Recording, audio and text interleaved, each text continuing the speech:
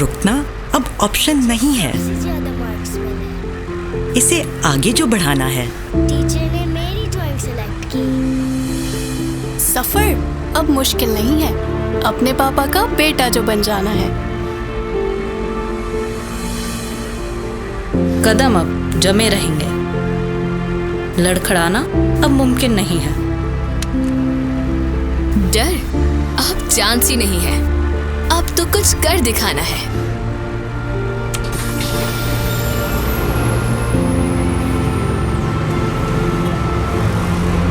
मंजिल चाहे कितनी ही दूर हो, अपनों से जुड़े रहना है।